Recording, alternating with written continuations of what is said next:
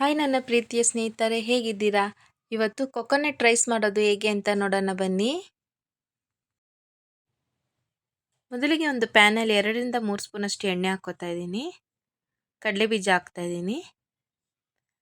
ಕಡಲೆಬೇಳೆ ಅರ್ಧ ಸ್ಪೂನು, ಉದ್ದಿನಬೇಳೆ ಅರ್ಧ ಸ್ಪೂನು, ಸಾಸಿವೆ ಅರ್ಧ ಸ್ಪೂನು ಹಾಕ್ಬಿಟ್ಟು ಒಂದ್ಸಲಿ ಚೆನ್ನಾಗಿ ಫ್ರೈ ಮಾಡ್ಕೊಳ್ಳೋಣ. ಈಗ ಹಸಿಮೆಣಸಿನಕಾಯಿ ಹಾಕ್ತಾ ಇದ್ದೀನಿ. ಕರಿಬೇವಿನ ಸೊಪ್ಪು ಹಾಕ್ತಾ ಇದ್ದೀನಿ. ಹಾಕ್ಬಿಟ್ಟು ಅದು ಒಂದ್ಸಲಿ ನೀಟಾಗಿ ಮಿಕ್ಸ್ ಮಾಡಿಕೊಂಡು ಫ್ರೈ ಮಾಡ್ಕೊಳ್ಳೋಣ. ಈಗ ತೆಂಗಿನಕಾಯಿ ತುರಿ ಹಾಕ್ತಾ ಇದ್ದೀನಿ. ಹಾಕ್ಬಿಟ್ಟು ಎಲ್ಲ ನೀಟಾಗಿ ಮಿಕ್ಸ್ ಮಾಡ್ಕೊಳ್ಳೋಣ.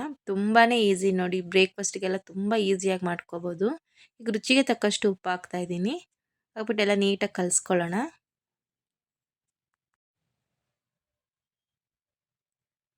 ಒಂದು ಸ್ವಲ್ಪ 5 ನಿಮಿಷ ಅಷ್ಟೇ ಈ ಥರ ಹಾಕಿ ಮಿಕ್ಸ್ ಮಾಡಿಕೊಂಡ್ರೆ ರೆಡಿ ಆಗುತ್ತೆ. ಈಗ ಕೊತ್ತಂಬರಿ ಸೊಪ್ಪು ಹಾಕ್ಕೊಳ್ಳೋಣ.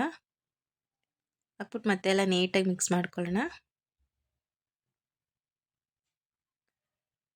ನಾನಿಲ್ಲಿ ರೈಸ್ ಮೊದಲಿಗೆ ಮಾಡಿ ಇಟ್ಕೊಂಡಿದ್ದೆ.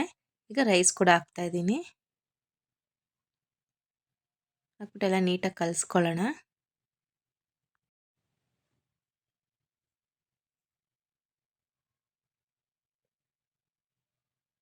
ಈಗ ಕೊಕೊನಟ್ ರೈಸ್ ರೆಡಿ ಆಗಿದೆ. ಸರ್ವಿಂಗ್ ಪ್ಲೇಟ್ಗೆ ಹಾಕ್ಕೊಳ್ಳೋಣ.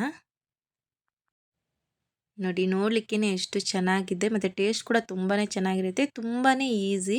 ಬಾಕ್ಸಿಗೆ ಬ್ರೇಕ್ಫಾಸ್ಟ್ಗೆಲ್ಲ ಈ ಥರ ಮಾಡ್ಕೋಬೋದು. ನೀವು ಮನೇಲಿ ಟ್ರೈ ಮಾಡಿ, ಖಂಡಿತ ಇಷ್ಟ ಆಗುತ್ತೆ. ಇಷ್ಟ ಆಗಿದ್ರೆ ಲೈಕ್ ಮಾಡಿ, ಶೇರ್ ಮಾಡಿ, ಕಮೆಂಟ್ ಮಾಡಿ ಮತ್ತು ಸಬ್ಸ್ಕ್ರೈಬ್ ಮಾಡಿ. Thank you friends.